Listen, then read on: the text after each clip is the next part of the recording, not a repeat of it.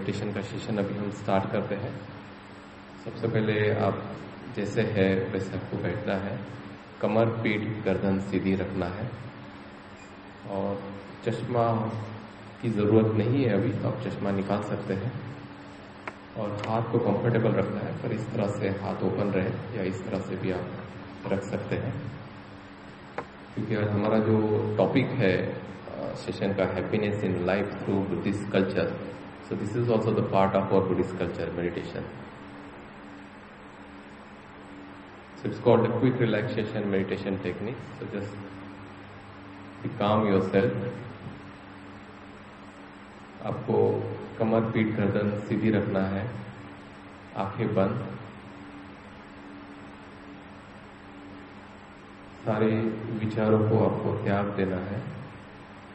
भूतकाल के विचार, भविष्य काल की कल्पनाएं, सारे विचारों को त्याग के जो वर्तमान में जो हमारा श्वास जो भीतर आ रहा है और बाहर जा रहा है, उसके तरफ ध्यान केंद्रित करना है। Just forget your worries, responsibilities and everything. Don't think about the future and the past. Just be on a present moment. Just be on a present moment. Just relax your mind and body. Just relax. Forget everything. Forget your worries, responsibility, everything.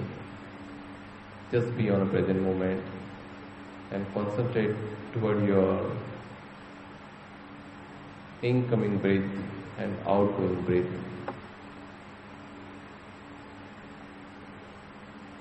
कमर पीठ गर्दन सीधी रखना है, आंखें बहुत धीरे से बंद, चेहरे पे कोई तनाव नहीं, शरीर में कोई तनाव खिंचाव नहीं। Just relax. सिर से लेकर पैर तक के जितने मसल्स है सब रिलैक्स, जितने बॉडीली ऑर्गन्स है सब रिलैक्स।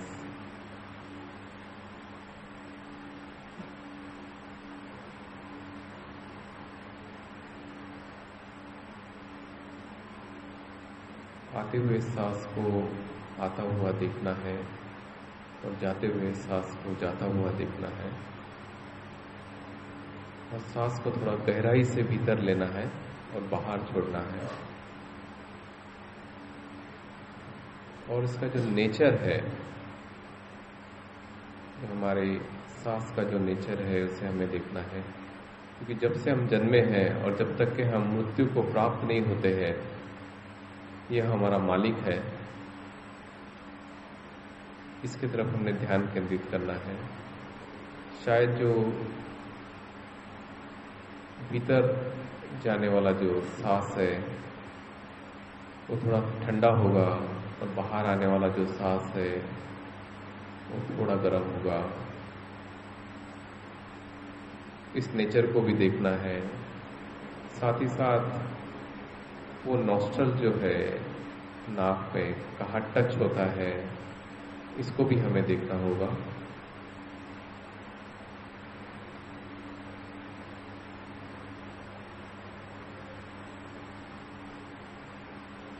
मन को भटकने नहीं देना है, पूरा ध्यान अपने सांस पे लगाना है।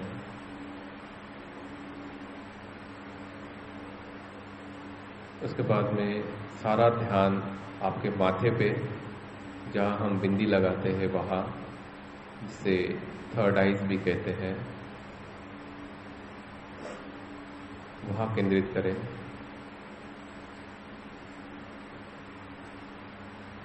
और ऑब्जर्व करें वहाँ क्या हो रहा है। अपने फोरहेड पे अपना माइंड कंसंट्रेट करें और ऑब्जर्व करें वहाँ क्या हो रहा है। कोई सेंसेशन है या कोई लाइट है, जो भी है उसे हमने देखना है। और just relax your forehead, just calm your forehead, then slowly come down to your eyes फिर धीरे से नीचे आना है और आपकी जो आंखें है वो शिथिल है, शांत है, कोई तनाव नहीं, कोई दुखाव नहीं. Just calm your eyes muscles, get relaxed. Slowly come down to your nostril.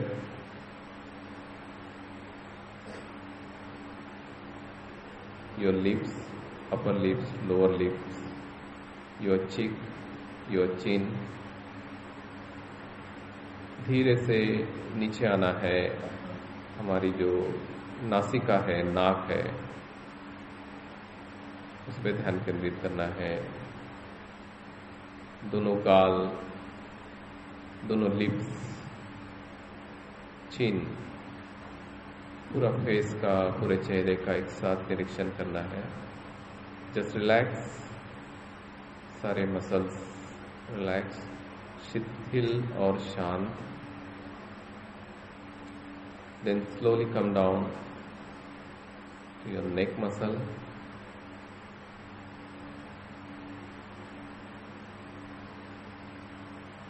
All the neck muscles get relaxed, which is very important part of our body.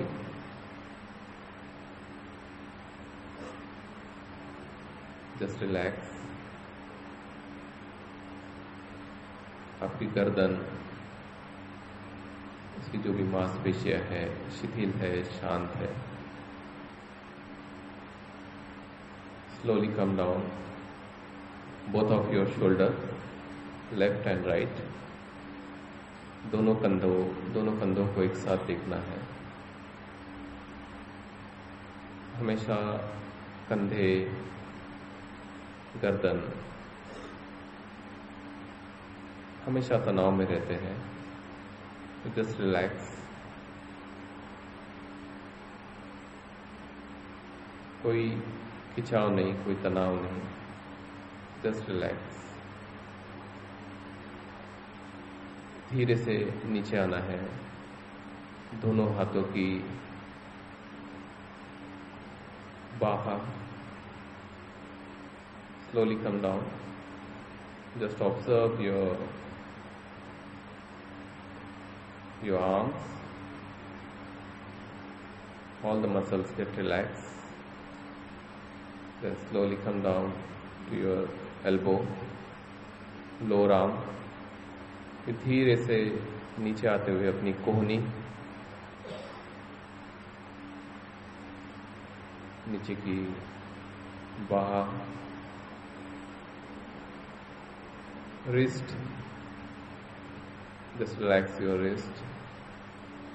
Just relax your both the hands. Just relax your both the palm. धीरे धीरे पूरे हाथ का निरीक्षण करते हुए जो हथेली है, दोनों हथेलियों का एक साथ निरीक्षण करना है. और दोनों हथेलियों पे कुछ ना कुछ सेंसेशन या कुछ ना कुछ एनर्जी आपको महसूस हो रही होगी.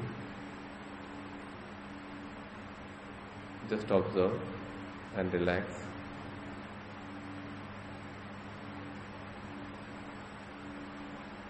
लाइफ में कभी भी अगर माइंड अगर आपका डिस्टर्ब है तो अपनी हथेलियों की एनर्जीज को आप कंसंट्रेट करें तो आपका मन बहुत जल्दी शांत हो जाएगा. Then take a long breath in. फिर गहराई से श्वास भीतर ले और सारा ध्यान अपने छाती पे लाए. ब्रीथ आउट, सांस छोड़े. छाती में जो फुफ्फुस है, just observe your chest muscles. In the chest we have a lungs. जो फुफ्फुस है, जो हमें ऑक्सीजन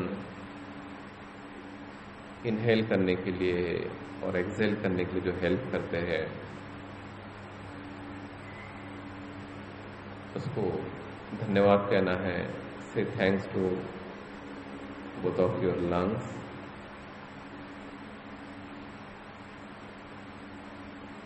क्योंकि ये हमें काफ़ी मदद करते हैं Then slowly come down to your heart. Heart is also very important organ in our body, which help us to purify our blood and pumping the blood. Say thanks to your heart. Without heart, maybe you are not survive. धीरे से जो आपका हृदय है वह ध्यान केंद्रित करना है, उसे भी धन्यवाद कहना है। उसकी जो मांसपेशियां है वो भी शिथिल, शांत। धीरे से नीचे आना है, योर एब्डोमेन, जो आपका स्टमक है, just slowly come down and just observe your intestine, small and big intestine. सारा ध्यान आपके पेट पे। जब हम सांस भीतर लेते हैं और बाहर छोड़ते हैं, हमारा जो पेट है वो अंदर और बाहर होता है। इसी भी आप दैनंदिन जीवन में अभ्यास कर सकते हैं। तो जो भी पेट के जो विकार रहे या पेट की जो बीमारी रहे, इससे निजात हो सकता है। जो राइजिंग एंड फॉलिंग है स्टमक का, उस पर आप प्रैक्टिस कर सकते हैं मेडिटेशन का। Just observe your small and big intestine and just relax it. Rising and falling of your stomach, all the intestine get relaxed, peaceful. Then slowly come down. और नीचे का जो भाग है उसको देख लें, जस्ट रिलैक्स इट।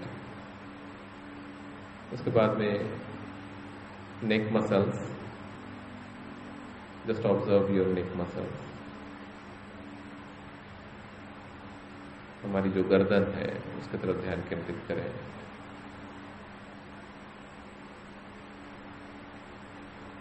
उसके बाद में शोल्डर ब्लेड्स, जो छाती के पीछे का भाग है, जो पीठ है, पूरे पीठ का अवलोकन कर ले। सारी मांसपेशियां शिथिल और शांत। The back chest, the shoulder blades, all get relaxed, peaceful. Now just observe from your spinal cord, your backbone, from top to bottom. अभी जो हमारी रीढ़ की हड्डी है, ऊपर से लेके नीचे तक के ऑब्जर्व करें उसको, जो कि काफी महत्वपूर्ण है। वो भी ठीक है, शिथिल है, शांत है। एंड ऑब्जर्व योर बुटॉक, बैठक का जो स्थान है। Then just observe your both the thigh, दोनों झांग की मांसपेशियां शिथिल है, शांत है। Observe your thigh muscles get relax, peaceful. Just slowly come down both of your knees, दोनों कोहनी की मांसपेशियां शिथिल और शांत। Just relax your knee muscles. Then slowly come down, observe your calf muscles.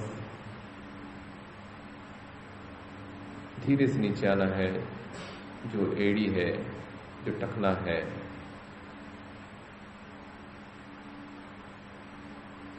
शिथिल है, शांत है। और थोड़ा नीचे आना है, पूरे पैर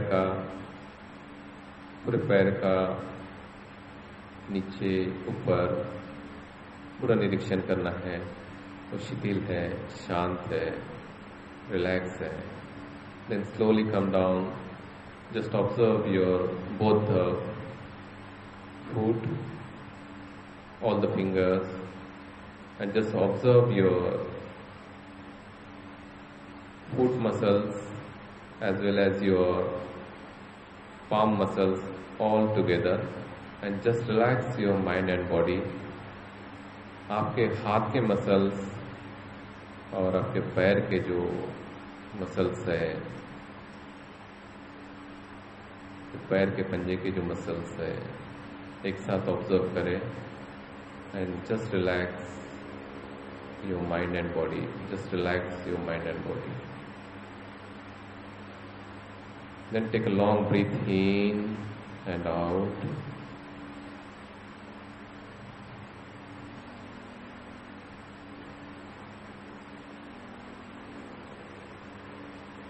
Now we are practicing another one meditation. Now whatever we accumulate, the merits, so we should share our merits to the all living being. तो जो कुछ भी हमने अभी मन को शुद्ध किया, मन को शांत किया, उससे जो शांति प्राप्त हुई है, सुख प्राप्त हुआ है, भगवान बुद्ध कहते हैं कि उसको सबको बांटना है। कोई भी चीज़ हो वो सबको शेयर करना है, लोगों का केयर करना है। तो जो कुछ भी चीज़ आपको मिली तो सबसे पहले उसकी शुरुआत आपसे करें। मेरा भला हो, आपको मन ही मन में बोलना है, मेरा भला हो, मेरा मंगल हो, मेरा कल्याण हो, मैं रोग मुक्त हूँ, मैं दुख मुक्त हूँ, मैं सुखी हूँ, मैं निर्वाण का साक्षात्कार करो, निब्बान का साक्षात्कार करो। May I be peaceful, may I be away from all danger, may I be a peaceful creature and I should attain the nibbana. Then आपके जो पति पत्नी है या बच्चे हैं, उनको ये शेयरिंग करना है, उनका भला हो, उनका मंगल हो, उनका कल्याण हो, रोग मुक्त हो, दुख मुक्त हो, निर्वाण का साक्षात्कार करो। Then just share your loving kindness to your husband or wife, your children. They should be live peacefully. They should be away from all danger. They should be live very healthy. They should be very prosperous. They should attain the Nibbana. Same you have to wish for your mother and father, your neighbors, your relatives. Even you have to think positive for your enemies as well as your Baroda state, Baroda city, Gujarat state, India, Asia, all the continental, across the world and all the direction, all the universe. You have to think positive for everything. If you think positive for everyone, then positivity comes to you. It's a law of nature. तो ये जो है, इसी तरह से आपको आपके बच्चों के लिए, पति पत्नी के लिए, पिताजी माताजी के लिए, अपने परिवार के लिए, अपने रिश्तेदारों के लिए, इसी तरह से आपको शेयरिंग करना है। उसी तरह से जो हमारे दुश्मन हैं, जो वैरी है, चाहे वो किसी धर्म के हो, समाज के हो, उनके प्रति भी हमने मंगल मैत्री करना है।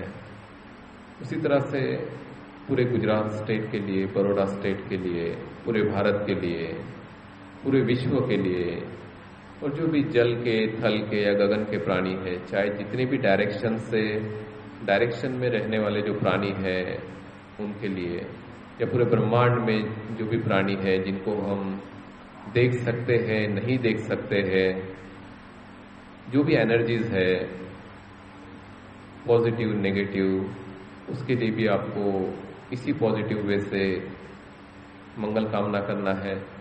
तो आप जितना लोगों के लिए अच्छा सोचेंगे, उतना नेचर आपके लिए अच्छा सोचेगा, क्योंकि हम जो है वो नेचर के ही बच्चे हैं। भगवान बुद्ध कहते हैं कि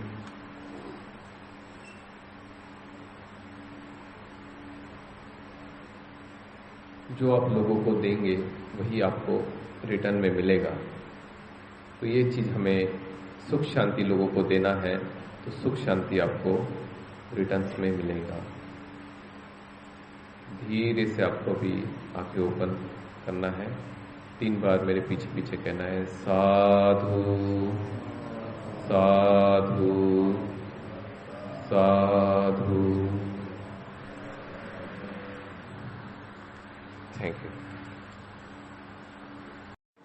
तो आप लोगों को इतना अच्छा लगा ध्यान तो this is the magic of और धम्मा, कि जिसे हम कहते हैं कि भगवान बुद्ध ने कहा है कि ए ही पस्सी को, आओ और देखो।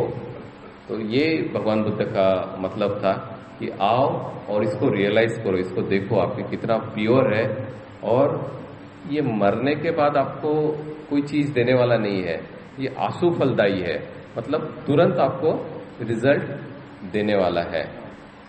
बाकी लोग क्या कहते हैं कि आओ और विश्वास करो, आओ और विश्वास करो में फर्क रहता है, आओ और देखो इसमें फर्क रहता है। आओ और देखो इसमें साइंटिफिकल अप्रोच है, आओ और विश्वास करो इसमें सुपरस्टिशन का अप्रोच है। तो भगवान बुद्ध की जो सिद्धांत है या भगवान बुद्ध की जो शिक्षा थी वो बहुत साइंटिफिकल थी। उसलिए हमारे जो मॉडर्न जो साइंटिस्ट है अल्बर्ट आइंस्टाइन, तो वो कहते हैं कि अगर ये जो आने वाला जो समय है, आने वाला समय एक कॉस्मिक रिलीजन का समय है, एक वैज्ञानिक युग है, और इस वैज्ञानिक युग में बहुत सारे लोगों की बहुत सारी क्यूरियोसिटी रहने वाली है धर्म को लेके और साइंस को लेके।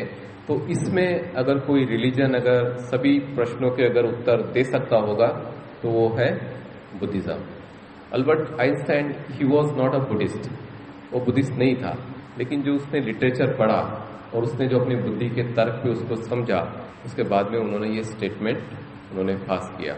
तो भगवान बुद्ध के बारे में थोड़ा सा मैं आपको उनका जो लाइफ स्केच है मैं बता दूं आपको कि आज से 2500 साल पहले लुम्बिनी में उनका जन्म हुआ था। एक राजा के लड़के थे और 29 साल की उम्र में आते आते उनको लगा कि इस जीवन में कोई रस नहीं है, और जो भी फिजिकल वर्ल्ड के पीछे जो हम लोग भागते रहते हैं, जो इतना संग्रह करते रहते हैं कि ये मिल जाए तो हमें सुख मिलेगा, ये मिल जाए तो हमें सुख मिलेगा, ये मिल जाए तो हमें सुख मिलेगा, फाइनली वो सब संग्रह करते करते वो दुख ही संग्रह करता है। ये आज भी उतना ही बड़ा सत्य है। जिस चीजों के लिए हम लोग भागते रहते हैं, सिद्धार्थ गौतम को उससे कहीं ज्यादा वो सब चीजें पहले मिली थी, और उन्होंने उसका इतना उपभोग लिया, इतना उसको यूटिलाइज किया कि उसमें से उनका मन उब गया। और जब 29 साल की उम्र में, 29 साल की उम्र मतलब कुछ नहीं होता है, इंसान काफी यंग रहता है। आज के एज में, आज के समय में लोग कितना साल जीते हैं, मैक्स टू मैक्स 60, 80, पर बुद्ध के काल में आज से 2500 साल पहले लोग आसानी से 150 से 200 साल लोग जीते थे। 150 से 200 साल, तो उसके प्रोपोर्शन के हिसाब से, उस रेशियो के हिसाब से अगर देखा जाए तो भगवान बुद्ध के अभी के हिसाब से देखा जाए तो भगवान बुद्ध ने अगर गृह त्याग किया होगा तो 17 या 18 साल की उम्र में एज कंपेयर टू अभी के हिसाब से हम लोग उसको काउंट कर सकते हैं। उसके बाद में वो अलग अलग मतांतरों के पास में गए, जिसमें से उस समय 64 तरह के संप्रदाय चलते थे, और भगवान बुद्ध उनके पास गए, उनके पास से उन्होंने उनका नॉलेज लिया, और उसमें बहुत कम समय में उन्होंने मास्टरी हासिल की। और उनको लगा कि उनके पास जो शिक्षा है या उनके पास जो टीचिंग्स है वो उनको फुलफिल नहीं कर सकती, या फिर उनको सेटिस्फाइड नहीं कर सकती, या उनको संतुष्ट नहीं कर सकती। इसलिए उन्होंने उस समय के जितने बड़े गुरु थे, उद्धक रामपुत्र और आलार कलाम, जो कि ध्यान में, मेडिटेशन में काफी बड़े लेवल पे पहुंचे हुए थे, काफी बड़े मास्टर्स थे, तो उन्होंने कहा कि जितना हमारे पास था उतना हम आपको सिखा दिए हैं, इसके ऊपर हमारे पास आपके लिए सिखाने के लिए कुछ नहीं है, तो आप भी मेरे साथ वाली गद्दी पे बैठो, गुरु बन जाओ और आप भी सिखाना चालू करो। भगवान बुद्ध ने कहा कि, सिद्धार्थ गौतम ने कहा कि नहीं, मुझे और इसमें शुद्धता की ओर जाना है और मुझे निर्वाण प्राप्त करना है, मुझे बुद्धत्व प्राप्त करना है। और वो निकलते हैं और निकल के एक तरह तरह के उस समय के जो भी प्रैक्टिसेस थे, उन्होंने बहुत कठोर तपश्चर्या किया है। जब मैं पढ़ता हूँ तो मुझे खुद को अच्छा नहीं लगता है कि इतना बुरी तरीके से उन्होंने तपश्चर्या किया था, इतनी कठोर तपश्चर्या उन्होंने किया था। एक इसमें लिख के आता है कि जब वो पेट को हाथ लगाते थे तो उनके जो पीठ की चमड़ी उनके हाथ में आती थी, और अगर हाथ को या हाथ रखते थे तो बाल ऐसे उनके हाथ में आ जाते थे। यानी इतना उनकी कठोर तपश्चर्या थी। तपश्चर्या के और भी बहुत सारे उन्होंने प्रयास किए ताकि उस समय और अभी भी बहुत सारे लोग भटके हुए हैं। उनको लगता है कि हमने अगर एक टाइम खाना खाएंगे या एक पैर पे खड़ा रहेंगे या हम लोग ये जाप करेंगे या वो पानी में डूबेंगे तो हमें मुक्ति, मोक्ष, निर्वाण प्राप्त होगा। अभी भी उस मिथ्या दृष्टि में लोग हैं। भगवान बुद्ध ने भी उस समय, सिद्धार्थ गौतम ने भी ये सब प्रैक्टिसेस किए और उनको फिर बाद में पता चला कि ये सब मिथ्या है, इसमें कुछ भी रखा नहीं है। ये हमें जो रियल हैप्पीनेस है, जो परम सुख है या अल्टीमेट जो सुख है, अल्टीमेट जो हैप्पीनेस है, वो हमें इससे नहीं मिल सकता है। और फिर वो अकेले चले जाते हैं और अकेले जाके एक बोधि वृक्ष जो हमारे बुद्ध गया में आता है, वहां वो बैठते हैं और बैठ के संकल्प लेते हैं कि जब तक के मुझे मुक्ति, मोक्ष, निर्वाण प्राप्त नहीं होता तब तक के मैं यहाँ से नहीं हटूंगा। ये बहुत बड़ा संकल्प है। हम और तुम भी नहीं ले सकते हैं। अभी हम और तुम शायद अगर बैठ भी जाएंगे तो मैक्स टू मैक्स आधा घंटा या 1 घंटा बैठ पाएंगे, उसके ऊपर हम लोग किसी हालत में नहीं बैठ पाएंगे। लेकिन ये उनके पुराने पुण्य कर्मों का संग्रहित पुण्य, उसकी वजह से वो बैठते हैं और बैठ के अपना जो संकल्प लेते हैं उस संकल्प को वो पूर्ण करते हैं। मई महीने की जो पूर्णिमा रहती है, जिसे हम बुद्ध पूर्णिमा कहते हैं, गुरु पूर्णिमा कहते हैं, उस पूर्णिमा को उनको निर्वाण प्राप्त होता है। और जो परम सुख है, जो परम सुख है, जो किसी पैसे से नहीं मिल सकता है, वो सिर्फ ध्यान से ही आपको मिल सकता है। उस सुख को वो प्राप्त करते हैं और उस समय हम कहते हैं कि उनको एनलाइटमेंट प्राप्त होता है, तब उनको ज्ञान की प्राप्ति होती है। हम ये भी कह सकते हैं कि ज्ञान की प्राप्ति मतलब क्या होता है, तो ये कहते हैं कि उन्होंने ये जो धम्म है, जिसे हम लॉ ऑफ नेचर है, इसे उन्होंने निसर्ग में से ढूंढ के निकाला है। और उन्होंने ये भी किया है कि जो भी मन से जो बुराइयां थी वो बुराइयां उन्होंने निकाल दिया है, और जो भी अच्छी क्वालिटीज थी उसको उन्होंने डेवलप किया है। जब मन से अंधेरा चले जाता है और उजाला आता है तो खुद भी इंसान प्रकाशमान होता है और औरों को भी वो प्रकाशित करता है। उसी तरह से जब उनको ज्ञान प्राप्ति हुई, ज्ञान प्राप्ति के बाद में फिर वो निकलते हैं उनका जो सद्धम्म बताने के लिए लोगों को, तो जाते जाते उनको उर्वेला काश्यप, गया काश्यप, नदी काश्यप, जो उस समय के कट्टरवादी जो लोग थे, जिनके पास में 200, 250 ऐसे बहुत बड़े प्रमाण पे उनके पास में शिष्य हुआ करते थे, जो बड़े बड़े केस रखते थे, कमंडल रखते थे और उनके आश्रम हुआ करते थे। और उस समय के वो बहुत बड़े गुरु माने जाते थे। भगवान बुद्ध उनके आश्रम में जाते हैं और उनको सही धर्म बताते हैं। तो सारे के सारे जितने गया काश्यप, नदी काश्यप, उर्वेला काश्यप, ये सभी अपने मुंडन करके भगवान बुद्ध के साथ में हो लेते हैं।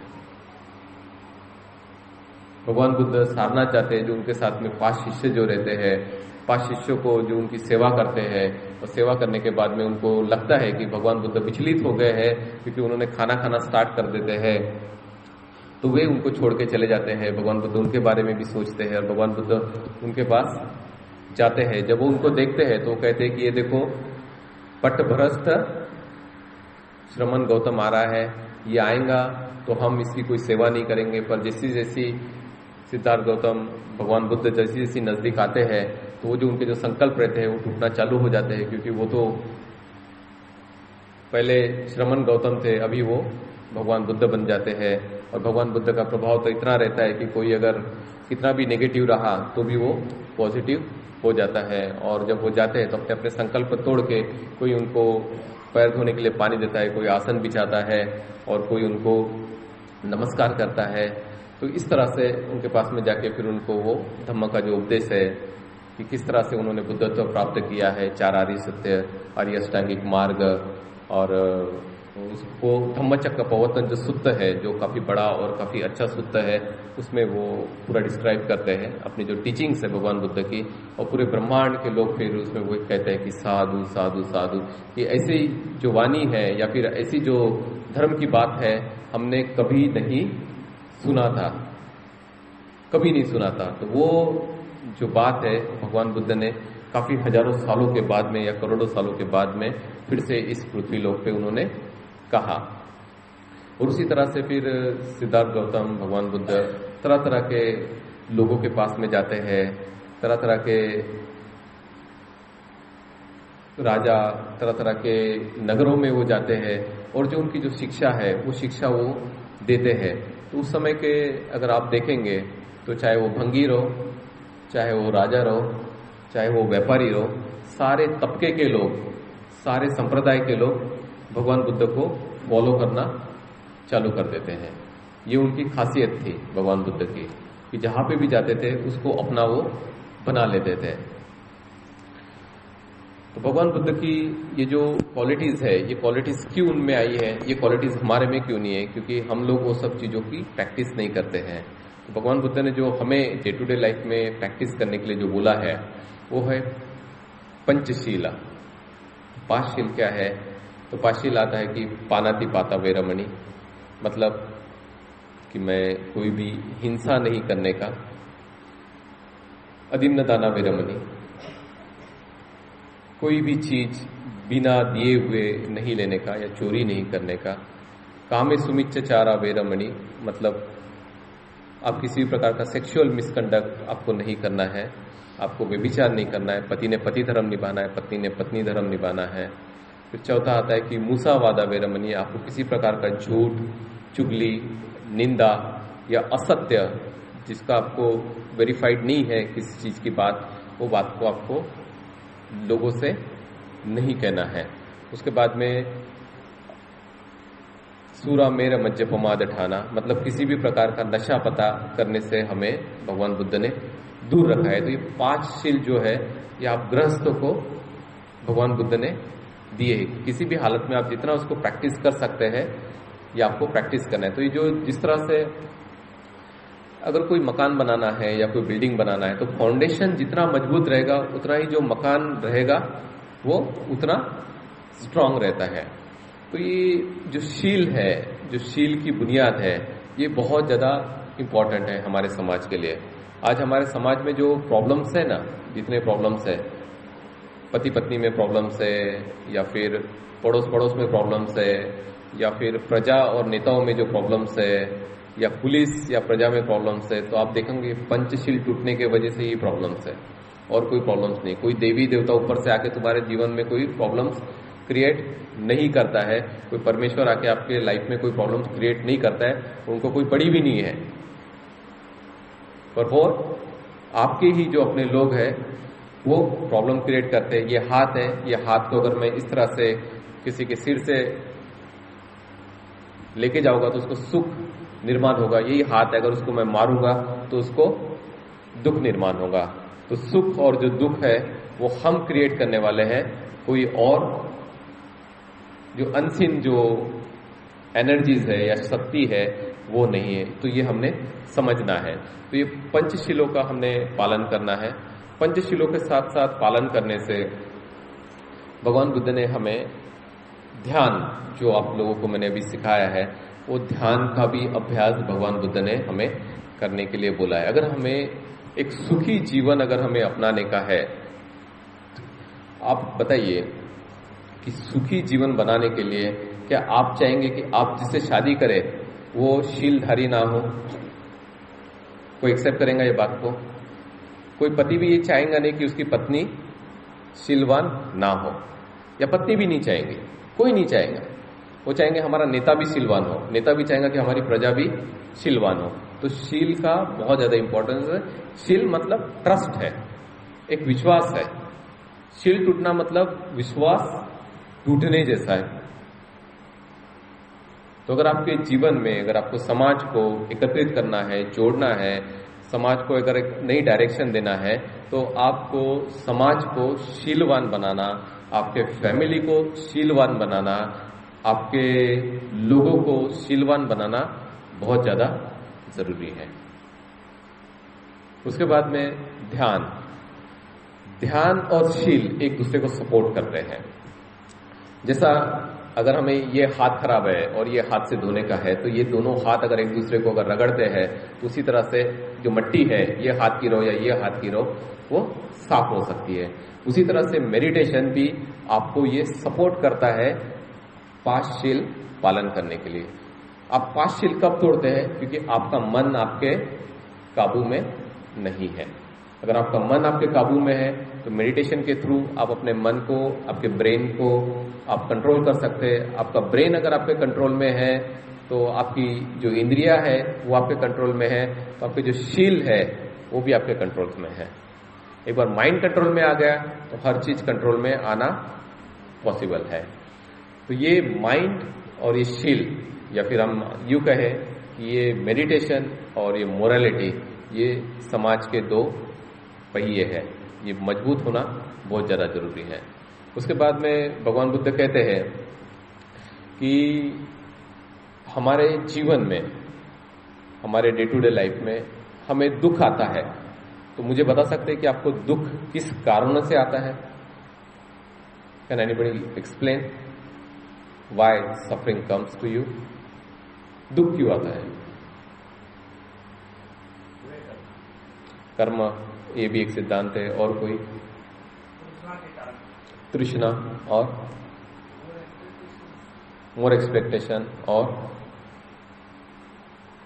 ठीक है, तो भगवान बुद्ध के लैंग्वेज में या भगवान बुद्ध की भाषा में इसको समझते हैं। भगवान बुद्ध कहते हैं कि 4 आर्य सत्य है। ठीक है, इट्स कॉल्ड 4 नोबल ट्रूथ। आर्य सत्य, आर्य क्यों बोला गया इसको? सत्य तो सत्य होता है ना, आर्य क्यों बोला गया है? तो आर्य इसलिए बोला गया है क्योंकि ये सभी कालों में एक जैसी है। बुद्ध के काल में भी, अभी भी और भविष्य में भी। क्या 4 आर्य सत्य है? तो दुख है, सभी के लाइफ में दुख है। कोई ऐसा नहीं बोल सकता है कि मेरे लाइफ में दुख नहीं है। दुख है तो दुख का कुछ ना कुछ कारण है, उसका निवारण है, और उसके लिए आर्य अष्टांगिक मार्ग भगवान बुद्ध ने हमें बताया है।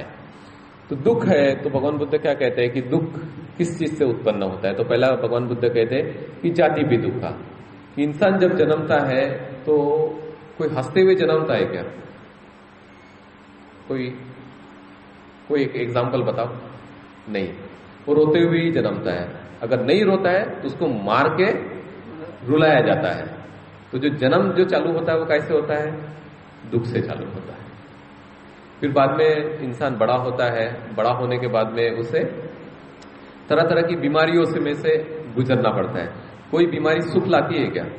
कोई भी एक बीमारी बताओ मुझे जो सुख लाती होगी, वह वैभव लाती होगी या धन लाती होगी? कोई बीमारी नहीं लाती है। हाँ, तो ये जो बीमारी रहती है वो भी दुख का कारण होती है। फिर तीसरा एक रीजन बताते हैं कि दुख का क्या कारण है। और तो दुख का तीसरा कारण भगवान बुद्ध बताते हैं कि जब हम बूढ़े हो जाते हैं तो जो बुढ़ापा रहता है वो भी सुखदायक नहीं रहता है। इसलिए हम बूढ़े लोगों को देख के हमारे मन में करुणा आती है, मैत्री जागती है, उनके प्रति बहुत कंपैशन आता है, बहुत दया आती है। तो तीसरा जो कारण है वो ओल्ड एज है। और चौथा जो कारण है भगवान बुद्ध ने बताया है वो मृत्यु है। ठीक है, चौथा कारण। आप बता सकते कि मृत्यु दुख का कारण क्यों है? Can anybody explain? कोई बताएगा? फियर। Why fear? हमने तो ये लाइफ में कभी मरे नहीं है ना, देन तो डर क्यों आता है? व्हाट? पर वो उनका रियलाइजेशन है।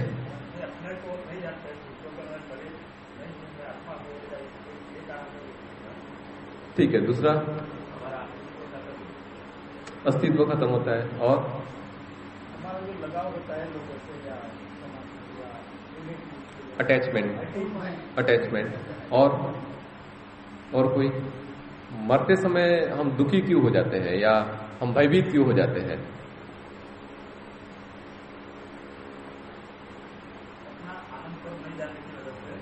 ठीक है, तो जो मेरा एक्सप्लेनेशन है, जो मेरा इंटरप्रिटेशन है, मैं आपको थोड़ा सा बताना चाहूंगा। हमारी कोई अगर उंगली भी मांगेगा ना तो भी हमें दुख होता है। कोई काट के देगा क्या? कोई रेडी है?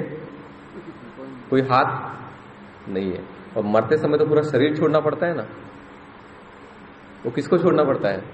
प्यारी पत्नी को छोड़ना पड़ता है, प्यारे बच्चों को छोड़ना पड़ता है, जो धन संपत्ति उसको छोड़ना पड़ता है, हमारे मित्रों को छोड़ना पड़ता है। कि जो इतना अटैचमेंट जिसके साथ में हमने लगा के रखा हुआ है वो सबको छोड़ने की बात होती है। यहाँ पे तो 100 रुपए नहीं छूटते हैं जेब में से, तो शरीर छोड़ने की बात रहती है। और दूसरा मेरा ये इंटरप्रिटेशन है कि हम लोगों में वो संस्कार कई जन्मों से पड़े हुए हैं, तो उसलिए जब भी हम मृत्यु को देखते हैं तो भयभीत हो जाते हैं। या हमारे काल को भी देखते हैं ना, सांप को भी देखते हैं तो हम लोग भयभीत हो जाते हैं। कुत्तों को देखने से हम भयभीत नहीं होते, लेकिन जब कुत्ता अटैक करता है ना तब हम भयभीत हो जाते हैं, क्योंकि हमारे में वो संस्कार इनबिल्ड है कि इसके क्या कारण से हमें दुख हो सकता है। उस कारण का जो है वो ऑटोमेटिकली रिएक्शन होना चालू हो जाता है हमारे मेंटल प्रोसेस में, और हम भयभीत होना या दुखी होना हम लोग स्टार्ट करते हैं।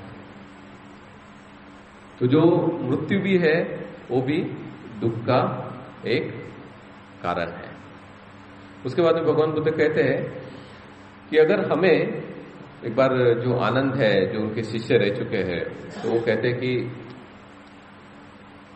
भगवान बुद्ध की ये जो जीवन है ये बड़ा दुखदायी है, तो इसका क्या सॉल्यूशन है? ये दुख में जीवन नहीं आना चाहिए। तो भगवान बुद्ध कहते हैं कि हमने जन्म नहीं लेना है। अगर जन्म लेना अगर हम स्टॉप कर देते हैं तो हमें जो बाकी का जो दुख है, जो बुढ़ापा दुख है, मृत्यु दुख है, या फिर जो बीमारी हमें जो दुख होता है, या जन्म जो लेते हैं उससे दुख होता है, तो दुख वो हमारा पूरा स्टॉप हो सकता है। एक ही चीज आपको करना है कि आपको जन्म नहीं लेना है। अगर आपको जन्म नहीं लोगे तो आपको ना ही बीमारी आएंगी, ना बुढ़ापा आएगा, ना मृत्यु आएगा। इसके लिए आपको प्रयत्न करना है। उसी के लिए हम अपनी पुण्य पारमिताओं को पुष्ट करने के लिए ये जीवन हमें मिला हुआ है कि हम लोग भव चक्र को किस तरह से पार किया जाए। तो भव चक्र को पार करने के लिए ही ये भगवान बुद्ध का जो धम्म है वो भगवान बुद्ध ने आपको दिया है। भव चक्र में फंसने के लिए नहीं दिया है, तो भव चक्र से पार जाने के लिए आपको ये धम्म दिया है। इसलिए इसको धम्म चक्र भी कहते हैं कि आपको आपके जीवन में धम्म चक्र गतिमान करना है, दुख चक्र गतिमान नहीं करना है। अगर आप अपने जीवन में दुख चक्र अगर गतिमान करेंगे तो आपके जीवन में दुख आएगा। अगर धम्म चक्र अगर आप गतिमान करेंगे तो आपके जीवन में सुख आएगा। तो it's up to you what you want to implement in your day to day life. उसके बाद में भगवान बुद्ध क्या कहते हैं कि दुख समुदय, मतलब दुख का कारण है। तो क्या कारण है? क्या कारण है दुख का? डिजायर। एक मोटे मोटे शब्दों में हम कहते हैं कि जो इच्छा है वो इच्छा इस दुख का एक कारण है। इच्छा भी नहीं कह सकते हम, उसे क्या कहेंगे? क्रेविंग, जिसको हम इंग्लिश में क्रेविंग कहते हैं, हिंदी में क्या बोलेंगे उसे? तृष्णा। हाँ, तृष्णा इट इज प्रॉपर वर्ड। तो तृष्णा हम कहते हैं कि भव तृष्णा, विभव तृष्णा, काम तृष्णा, ये 3 प्रकार की तृष्णा भगवान बुद्ध ने हमें बताए हुए हैं। या फिर हम ये भी कह सकते हैं शॉर्ट शब्दों में कि हम अपने जीवन में सेटिस्फाइड नहीं है, unsatisfactory in our life, this is also the cause of suffering. उसके बाद में हम इसको स्टॉप कर सकते हैं। इसको तीसरा भगवान बुद्ध ने बताया, इसको हम रोक सकते हैं दुख को। उसके लिए उन्होंने आर्य अष्टांगिक मार्ग, जो 4 आर्य अष्टांगिक मार्ग, it is called 8 noble path, तो उन्होंने चौथे अपने आर्य सत्य में उन्होंने बताया है। तो चार आर्य सत्य और आर्य अष्टांगिक मार्ग। तो आर्य अष्टांगिक मार्ग को अगर हम आप देखेंगे तो सम्मा दिट्ठी, सम्मा संकल्पो है, वो विजडम का पार्ट है। फिर उसके बाद में सम्मा संकल्पो, सम्मा वाचा, उसके बाद में सम्मा आजीवियो, और ये शील का एक पार्ट है, मोरालिटी का एक पार्ट है। उसके बाद में सम्मा वायामो, सम्मा सती, सम्मा समाधि, ये समाधि का एक पार्ट है। तो इसको हम लोग जानते हैं कि ये क्या है। तो पहले हम लोग शील से चालू करते हैं कि सम्मा वाचा, तो हमारी जो वाचा है वो बहुत अच्छी होना चाहिए, सॉफ्ट होना चाहिए, और दूसरा इसमें हिंसा क्रिएट नहीं होना चाहिए। जब आप कुछ बोलते हैं तो वाचा कंट्रोल में रहना चाहिए, जिसके वजह से आप किसी का मन ना दुखाए और इसके वजह से कुछ ऐसा क्वायरल, कुछ झगड़ा उत्पन्न ना हो। इस चीज का हमें पूरा पूरा ध्यान रखना है। उसके बाद में सम्मा कम्मंतो, तो हमारे जो कर्म है, जो हम कर्म करते हैं, शारीरिक जो कर्म करते हैं हमारे दैनंदिन जीवन में, तो वो कर्म बहुत अच्छे होना चाहिए। उससे आपको, आपके परिवार को या समाज को या राष्ट्र को किसी प्रकार की हानि नहीं होना चाहिए। उसमें भी भगवान बुद्ध कहते हैं कि अहिंसा को उन्होंने इम्पोर्टेंस दिया है कि किसी प्रकार का हमने उसमें हिंसा नहीं होना चाहिए, किसी को मारना पीटना या कुछ भी गलत काम जो फिजिकल वे से हम कर सकते हैं वो हमने नहीं करना है। उसके बाद में भगवान बुद्ध कहते हैं सम्मा आजीवो, मतलब जो भी आपकी जो इनकम होती है वो इनकम प्रॉपर वे से आए। उसमें आपको भगवान बुद्ध ने कहा है कि आपको वेपन्स का, लिक्योर्स का और जो पॉइजन्स है इसका बिजनेस या व्यापार करने के लिए भगवान बुद्ध ने मना किया है। उसके बाद में हम आते हैं शील का, ये शील के 3 पार्ट्स हो गए। फिर समाधि के 3 पार्ट्स आते हैं उसमें।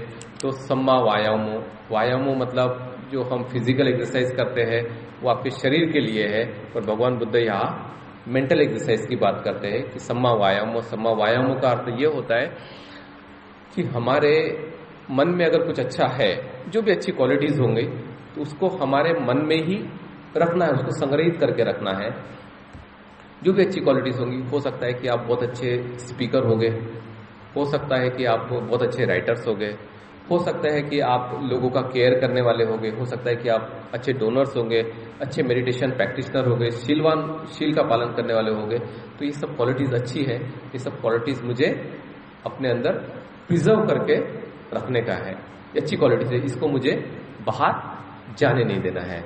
और अगर आप में ये सब क्वालिटीज नहीं है और ये सब क्वालिटीज अगर आप बाहर किसी में भी देखते हैं, कोई भी अच्छी क्वालिटीज, हो सकता है कि राइटिंग क्वालिटीज हो, स्पीकिंग क्वालिटीज हो, या कोई भी क्वालिटीज हो जो हमारे पास नहीं है, जो अच्छी बात है, उसको हमने आगे वाले से सीखना है, वो हमने एक्सेप्ट करना है। और अभी आपको लगता है कि हमारे मन में कुछ बुराइयां है, कि हम फालतू की बड़बड़ करते हैं, हम ऐसा कुछ काम करते हैं कि जिससे खुद को भी नुकसान है, लोगों को भी नुकसान है, समाज को भी नुकसान है, तो वो काया वाचा मन से बिल्कुल ना करें, उसको स्टॉप कर देने का है। वो क्वालिटीज को हमने अपने मन से निकाल के बाहर फेंकना है, क्योंकि उससे ना आपको फायदा है, ना आपके परिवार को फायदा है, ना सोसाइटी को फायदा है। उससे किसी को फायदा है, किसी को फायदा नहीं, क्योंकि वो सब बैड क्वालिटीज है, इट्स ऑल बैड स्टफ, और उसका कोई हमें बेनिफिट्स नहीं है। और ये सब चीजें हमारे में नहीं है, तो इस समय हमने अपने मन का दरवाजा बंद कर लेने का है। अगर बाहर कोई अगर ये देता भी है तो हमने एक्सेप्ट नहीं करना है।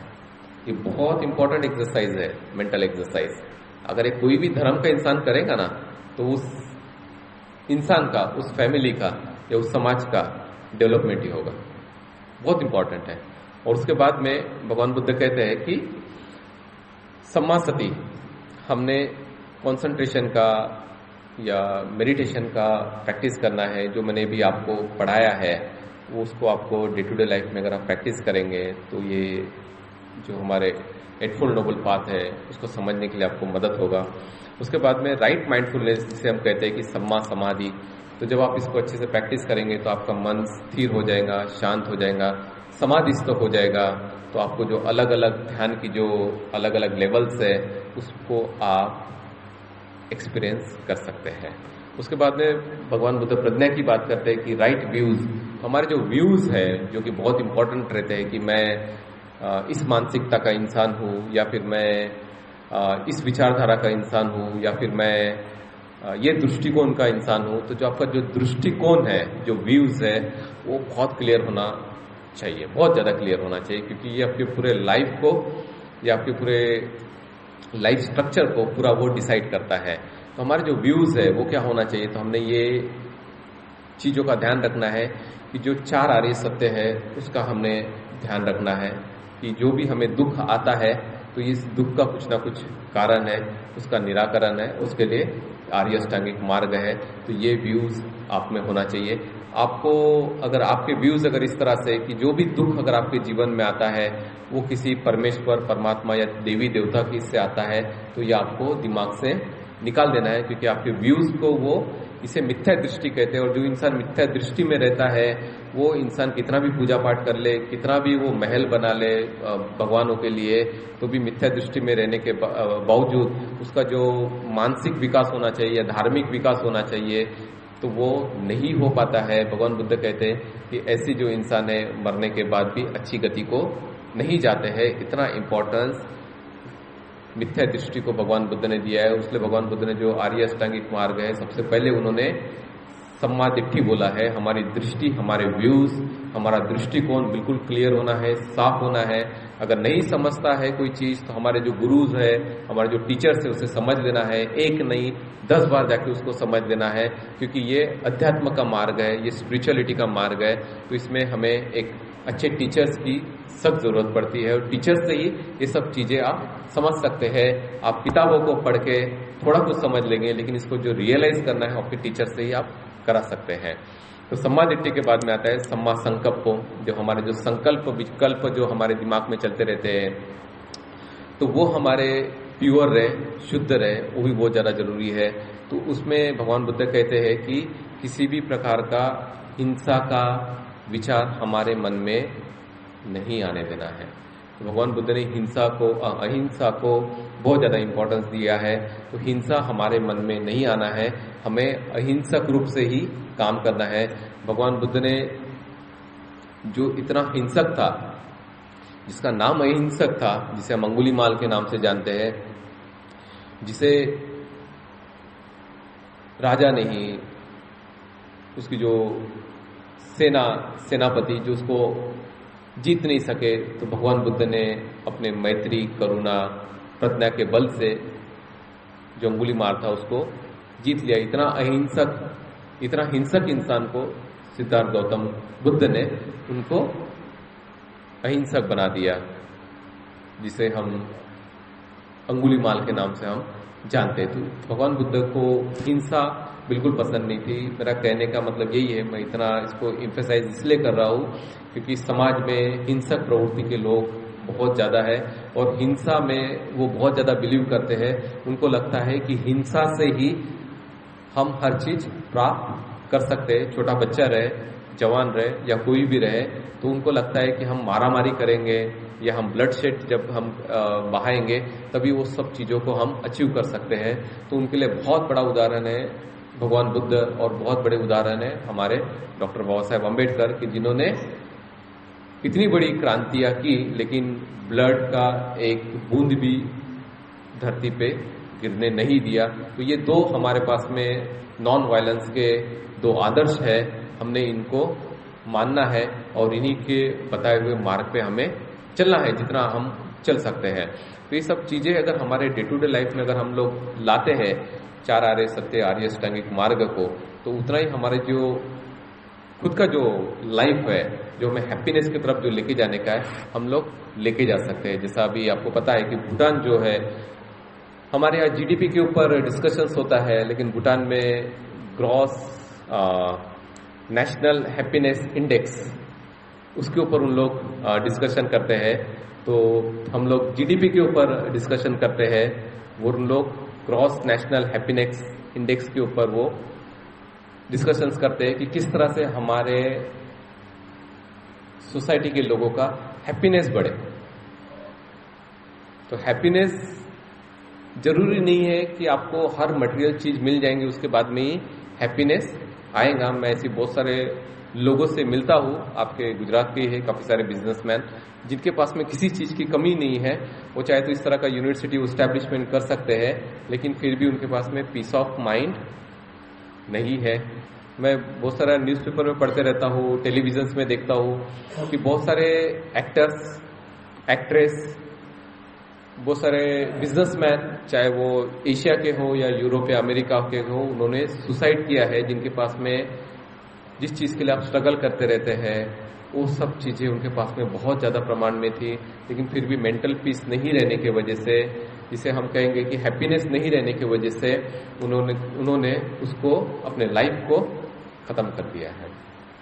तो हमने अपने लिए और अपने फैमिलीज के लिए जीडीपी के बारे में तो सोचना ही है, पर हमारे जो ग्रॉस हैप्पीनेस इंडेक्स है उसके ऊपर भी हमने सोचना है कि हैप्पीनेस किस तरह से रहे। हो सकता है कि जो मटेरियल थिंग्स है वो अभी है, बाद में ना हो, लेकिन नहीं भी है तो भी वो हैप्पी रहना चाहिए। जैसा एक बहुत बड़ा उदाहरण आता है कि हमारे बुद्धिज्म में जो एक बहुत बड़े बिजनेसमैन थे, अनाथ पिंडक के नाम से जिसको हम जाना जाते हैं, कि भगवान बुद्ध के लिए जब उनको जगह लेने का था तो उन्होंने जो जगह लिए थे जेतवन,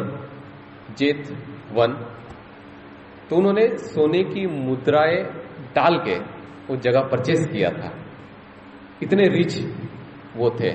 लेकिन एक समय ऐसा आता है कि उनके पास में संपत्ति नहीं रहती है, बेगर जैसी हो जाते हैं वो। लेकिन फिर भी जो उनका, मैं बोला ना कि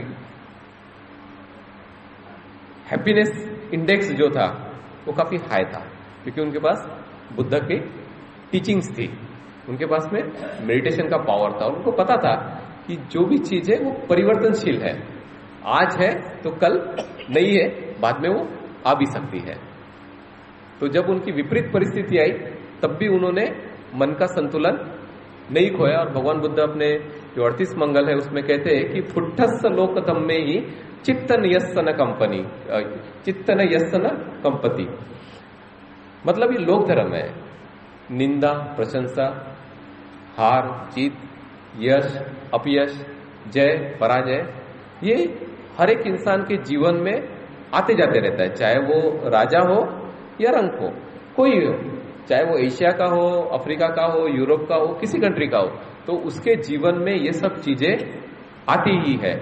तो ये सब चीजें जब आती है तो क्या हो जाता है कि जब लोगों के जीवन में जब हैप्पीनेस आता है, हर चीज मिलता है उसको, तो गुब्बारे में कैसी हवा भरते हैं उस तरह से फूल के वो गुब्बारे, देखो मेरे को अभी जॉब मिल गया, मेरे पास इतना पैसा है, मेरे पास सुंदर पत्नी है, मेरे पास बंगलो है, ये है वो है, और किसी कारणवश अगर वो चले जाता है तो गुब्बारे को जैसे अगर आप पिन मार देंगे तो कैसा वो गुब्बारा कहीं जाके वो गिर जाता है, उसकी हवा निकल जाती है, उस तरह से इंसान की हालत होती है। इसलिए भगवान बुद्ध कहते हैं कि कोई भी परिस्थिति आए, हमने समता के साथ में स्टेबल रहना चाहिए। बहुत इंपॉर्टेंट क्वालिटी है।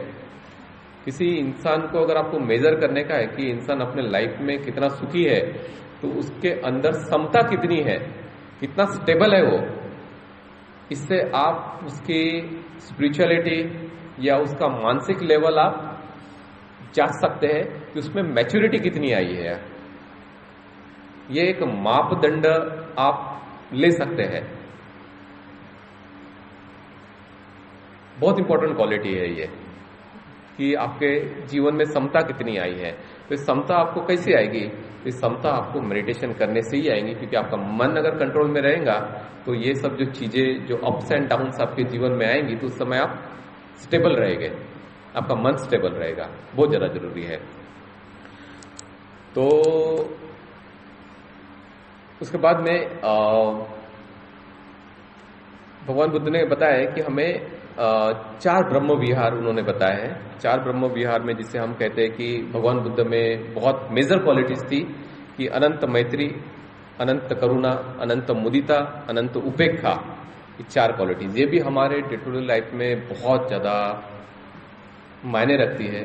अगर ये सब चीजें अगर आप प्रैक्टिस करेंगे ना, आप किसी टेम्पल में नहीं भी जाओगे ना, तो भी आपका कुछ बुरा होने वाला नहीं है। कोई परमेश्वर, कोई परमात्मा, कोई देवी देवता आपका कोई बुरा नहीं कर पाएंगे। अगर आपके पास में अगर ये सब क्वालिटीज हो गए, लोग कहते हैं कि अगर वो अस्तित्व में हो गए तो वो खुद आपके पास में आके आपके चरणों में गिरेंगे। ये क्वालिटीज अगर आपके पास में रहेंगी तो, ये मैं बता रहा हूं आपको। तो क्या क्वालिटीज है ये पहली क्वालिटीज है कि मेत्ता, हमारे मन में मेत्ता जिसे मैत्री भावना कहते हैं, इतनी मैत्री भावना होना चाहिए हमारे मन में कि अगर आपका कितना भी बड़ा वैरी है वो आपके सामने में आए ना तो एकदम नम्र हो जाना चाहिए, एकदम पॉजिटिव हो जाना चाहिए। तो ये जब आप मैत्री का अभ्यास करेंगे तब आपको ये सब क्वालिटीज जो कहते हैं कि बहुत सारे जब हम किसी से मिलते हैं हम कहते हैं कि आपका जो ऑरा है ना ये कुछ और है। कहते हैं ना कोई आता है तो अपने साथ में एक अलग एनर्जी लेके आता है, एक अलग ऑरा लेके आता है। जैसे भगवान बुद्ध भी कहीं जाते थे तो उनके साथ में एक एनर्जी रहती है, एक पॉजिटिव एनर्जी रहती थी। कितना भी नेगेटिव रहा तो वो भगवान बुद्ध के फेवर में आ ही जाता था, कितना भी नेगेटिव रहा तो ये सब क्वालिटीज अगर आप अपने इसमें अगर आप डे टू डे लाइफ में अगर डेवलप करेंगे तो आप में भी वो सब चीजें आ सकती है। ये चीज सब चीजों को मैं भी प्रैक्टिस किया और डे टू डे लाइफ में मैंने इसका फर्क भी देखा है। तो इसको तो अगर कोई बुद्धिस्ट नहीं होगा तो अगर मैं बुद्धिस्ट नहीं रहता तो मैं इसको मिरेकल समझा रहता। ये सब चीजों को अगर मैं प्रैक्टिस करके अगर मैं बुद्धिस्ट नहीं रहता तो आपको जो मैत्री भावना जो मैंने जब सिखाया, ये मैत्री भावना को आपको करना है। कोई पैसा नहीं लगता है इसके लिए, सिर्फ आपको आपके जो माइंड का जो मोड है वो आपको मैत्री भावना के ऊपर लेके जाने का है। आप कभी भी कर सकते हैं। सुबह उठते बराबर आप मैत्री भावना करो। सुबह उठते बराबर आप पहले ये सोचो कि मेरा मन या मेरे मन का पहला विचार कौन सा है। कल से आप स्टार्ट करो और सोने के पहले जब तुम्हारा लास्ट जो भी विचार रहेगा वो कौन सा है, अभी जाओगे ना सोने के लिए, वो देखो। और जब उठने के पहले आपका पहला विचार कौन सा है वो देखो। और दूसरा ये देखो कि जब आप सुबह उठते हैं तो आपका जो ब्रीथ है कौन से नाक से बाहर आ रहा है और अंदर जा रहा है। ये दो चीज आपको ऑब्जर्व करने का। और उठते बराबर अगर आप आंखें भी नहीं खोले तो सारे ब्रह्मांड के प्रति, सारे विश्व के प्रति मैत्री भावना करें कि सबका भला हो, सबका मंगल हो, सबका कल्याण हो। तो मैं कहता हूं अगर आप ये सब चीजों को अगर आप कम से कम अगर 30 दिन अगर प्रैक्टिस करते ना तो आपके लाइफ में टोटल चेंज आ जाएगा। ये 100% मेरी गारंटी है। बहुत सारे लोग कहते हैं कि मरने के बाद मिलेगा, 1 साल के बाद में मिलेगा। बिल्कुल वो बात छोड़ो। भगवान बुद्ध कहते हैं कि मेरे बताए हुए अगर धम्म पे अगर कोई 7 साल चलता है तो उसको कुछ ना कुछ फ्रूट्स मिल जाएगा। जिसमें फ्रूट्स में भगवान बुद्ध कहते हैं कि श्रोतापन्न, सद्गामी, अनागामी या अरंत। भगवान बुद्ध कहते हैं छोड़ो 7 साल। भगवान बुद्ध कहते हैं कि 7 महीने भी अगर कोई प्रैक्टिस करता है तो उनको भी ये सब चीजें मिल सकती है। भगवान बुद्ध कहते हैं कि छोड़ो 7 महीने, कोई 7 सप्ताह भी अगर करता है ना तो उसको भी फायदा हो सकता है। फिर भगवान बुद्ध कहते हैं कि छोड़ो 7 सप्ताह, कोई अगर 7 दिन भी मेरे बताए हुए अगर मार्ग पे चलता है ना 7 दिन, इतने 7 दिन की गारंटी मुझे नहीं लगता कि कोई भी धर्म के धर्म गुरु ने दिया होगा। तो जिसे सत्य पठाना कहते हैं। तो अगर कोई अगर इसका अगर अभ्यास करता है तो 7 दिन में भी भगवान बुद्ध कहते हैं कि उनको कोई ना कोई फल प्राप्त हो सकता है। तो उसमें से क्या है, तो पहला ये मैंने आपको बताया कि आपको लविंग काइंडनेस मेडिटेशन, आप गूगल भी कर सकते हैं इसको, loving kindness meditation is called metta. उसके बाद में दूसरा है कि करुणा। आपके मन में बहुत करुणा आना चाहिए। अगर कोई इंसान पीड़ित है, दुखी है तो हमने खुश नहीं होना है, किसी भी हालत में खुश नहीं होना है। किसी के बारे में कोई गलत बोलता है तो हमने खुश नहीं होना है। हमारे मन में करुणा का अभ्यास हमने करना है। तीसरा मुदिता को हम लोग कहेंगे कि कोई इंसान अगर हमारा ब्रदर रहे या पड़ोसी रहे, उसके पास में अगर कोई चीज अगर आ जाती है तो खुश रहता है, तो उसके खुशी में भी आपको खुश होना है। इट इज कॉल्ड मुदिता। लेकिन होता उल्टा है, उसके पास कोई चीज आ जाए तो हम लोग दुखी हो जाते हैं। होता है ना, बहुत सारे लोग ये प्रैक्टिस करते हैं। तो ये सब गलत प्रैक्टिसेस है। तो ये मुदिता का हमने हमारे जीवन में इसको प्रैक्टिस करना है ताकि लोगों के खुशी में भी अपनी खुशी हमने मानना है। फिर चौथा है उपेक्षा, कि अगर कोई हमारे बारे में कुछ गलत भी कहता है तो हमने उसको उपेक्षा करना है। तो एक अगर वो मेरे से छोटा है तो संत कबीर का एक दोहा आता है कि क्षमा बड़न को चाहिए, छोटन तो उत्पात। तो जो बड़े लोग हैं उन्होंने छोटे लोगों को हमेशा क्षमा करते रहना चाहिए, क्योंकि छोटे लोगों का काम ही रहता है उटपटांग हरकतें करना या उत्पात करना। और अगर बड़े लोग हैं तो उन्होंने छोटे लोगों को माफ कर देना है। तो जितना आप आपके मन में क्षमा, दया, करुणा, मैत्री, ये सब जब अच्छी क्वालिटीज आपके डे टू डे लाइफ में आप डेवलप करेंगे तो मैं बता रहा हूँ कि जो आपके बॉडी की जो ऑर्गन्स है ना वो भी बहुत रिलैक्स रहेंगे। आपको बीमारियां भी नहीं होगी और आपका जो लाइफ स्पैन रहेगा ना वो भी ज्यादा रहेगा। तो ये सब बुद्धिज्म प्रैक्टिस करने से आपको फायदा ही फायदा है। आपका मन संतुष्ट रहेगा, मन संतुष्ट रहेगा तो आपको ये खाओ, वो लो, ये लो, जो चाहिए वाला रहता है उससे भी आपको छुटकारा मिल जाएगा, आपके पैसे भी उसमें बच जाएंगे।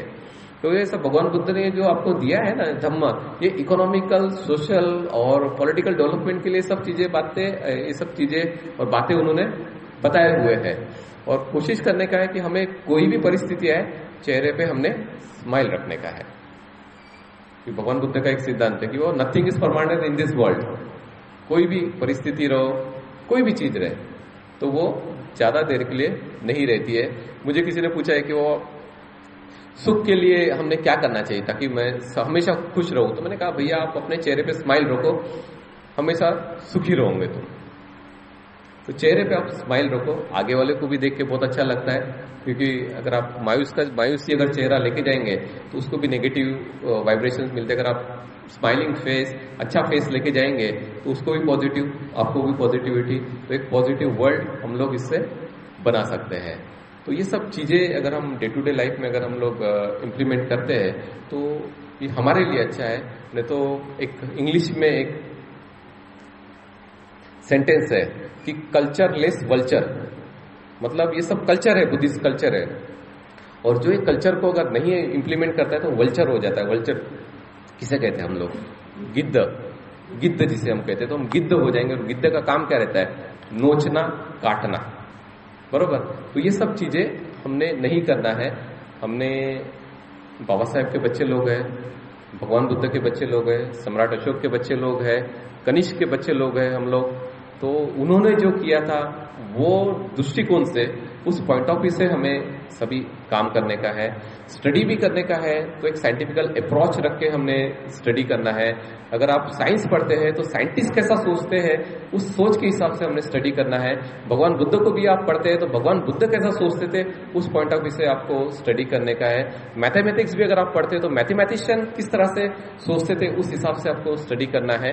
तो जिसके बारे में आप सोचते तो वो किस तरह से सोचता था उस वे से आपको सोचना जरूरी है। अगर मैं अपना हाथ इस तरह से रखूंगा तो आप बोलेंगे कि मेरा हाथ सफेद है, ये है, वो है, ऐसा है। मैं कहूंगा नहीं, मेरे हाथ में तो नाखून है, ये ब्लैक है, ऐसा है, वैसा है।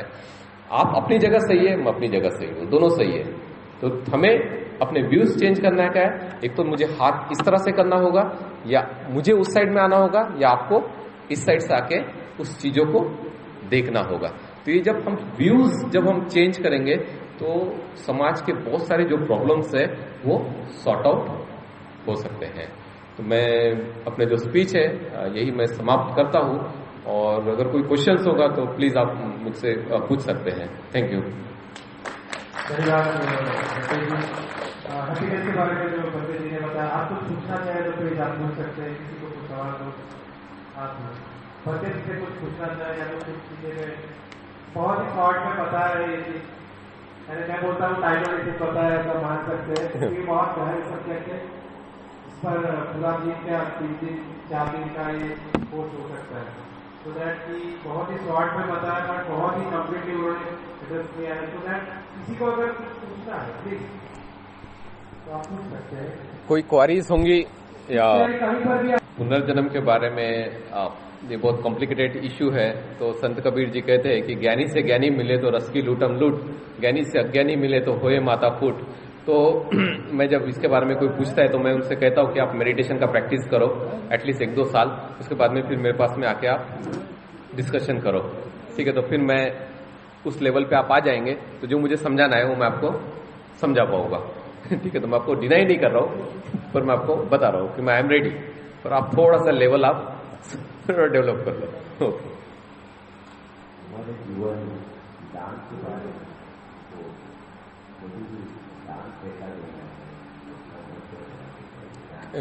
डोनेशंस के बारे में, डोनेशन ये बहुत इम्पोर्टेंट फैक्टर है और बहुत इम्पोर्टेंट पार्ट है। मैं तो ये कहूँगा कि सभी धर्मों का बहुत इम्पोर्टेंट पार्ट है, क्योंकि जितना मेरा कंपैरेटिव स्टडी हुआ है तो ऐसा कोई धर्म या कोई संप्रदाय नहीं है कि जिसमें इस चीज को इम्पोर्टेंस नहीं दिया गया है, बहुत ज्यादा है। तो दान हमारे जीवन का एक बहुत महत्वपूर्ण अंग है। दान मतलब देना। It is the kinds of a sacrifice, जिसे हम कह सकते हैं कि हमारे पास में जो चीज है वो हम उसको सेक्रीफाइस करते हैं, हम उसको देते हैं। या giving, it's a we can say it's a art of giving. और दूसरा ये भी होता है कि हमेशा हम लोग संग्रह करने की प्रवृत्ति रहती है। मेरा, मैं, मेरा, ये मेरी कमाई, ये मेरा। उसके बाद में हम लोग थोड़ा सा विजन बढ़ाते हैं, तो हम उनको देना जब स्टार्ट करते हैं तो हम सोचते हैं दूसरों के बारे में, तो फिर हम बोलते हैं कि हमारा। जो विजन थोड़ा सा ब्रॉड हो जाता है उस इंसान का, तो जब वो विजन ब्रॉड हो जाता है तो फिर वो लोगों के बारे में भी अच्छा सोचना चालू करता है। और जब लोगों के बारे में जब अच्छा सोचना चालू करता है तो उसके मन में पॉजिटिविटी क्रिएट होती है। और भगवान बुद्ध के काल में भी बहुत सारे लोगों ने दान दिया हुआ है, तरह तरह का दान दिया हुआ है। सम्राट अशोक ने तो अपना लड़का और लड़की भी दान दे दिया था। हाँ, इतने सारा धन संपत्ति उन्होंने दान कर दिया था। तो दान देने से आपके माइंड को एक अलग तरह का, एक डिफरेंट काइंड्स ऑफ सेटिस्फैक्शन और एक मोरल सपोर्ट। और दूसरा, भगवान बुद्ध यूं कहते हैं कि अगर कोई जलता हुआ घर है, कुछ जलते हुए घर से आप कोई अगर चीज बाहर निकाल के रखेंगे तो जो घर जल गया है उसमें से आपको कुछ नहीं मिलेगा, लेकिन जो घर से बचा के आपने जो बाहर रखा हुआ है वो आपको मिलेगा। तो ये भगवान बुद्ध का कहने का अर्थ ये है कि ये पूरा संसार जल रहा है और जो आप लोगों को देंगे वो जलते हुए घर से बचा के रखा हुआ है, तो आपको उसको कभी ना कभी रिटर्न्स में मिलता है। भगवान बुद्ध यूं कहते हैं कि अगर आप झाड़ को या किसी वृक्ष को भी अगर आप कुछ देते हैं तो उसका भी आपको रिटर्न्स मिलता है, लेकिन उससे ज्यादा इंपॉर्टेंस भगवान बुद्ध ने उनको दिया है कि अगर कोई प्राणी है उसको आप देवे, कोई प्राणी से फिर कोई मनुष्य है आप उसको दे। मनुष्य से ज्यादा इंपॉर्टेंस उन्होंने किसी भिक्षु को दिया, उनको देवे। किसी भिक्षु से ज्यादा उन्होंने इंपॉर्टेंस किसी श्रोतापन्न को दिया, आप उनको देवे। श्रोतापन्न से ज्यादा सग्दागामी, अनागामी किसी अरहंत को देवे तो उसका ज्यादा इंपॉर्टेंस है। अरहंत से ज्यादा फिर किसी पच्चक बुद्ध को देवे, उसका इंपॉर्टेंस है। पच्चक बुद्ध से बुद्ध, फिर सम्यक संबुद्ध को दान दिया हुआ सबसे ज्यादा इंपॉर्टेंस रहता है। फिर सम्यक संबुद्ध क्या कहते हैं कि मुझे देने से अच्छा संघ को दो, संघ को देने से मुझे दिए जैसा हो जाएगा। तो इतना इंपॉर्टेंस भगवान बुद्ध ने संघ को दिया हुआ है। इसलिए जब भी हम संघ को कुछ देते हैं या फिर संघ को जब हम प्रणाम करते हैं तो ये च संघातीता च ये च संघा अनागता पच्चुपन्ना च ये संघा अहंग वंदामी सब्बदा। मतलब सब सारे संघ को, जो पहले के है, अभी के है और जो वर्तमान में, जो भविष्य में भी जो संघ रहेंगे, तो संघ मतलब भगवान बुद्ध भी आ गए उसमें।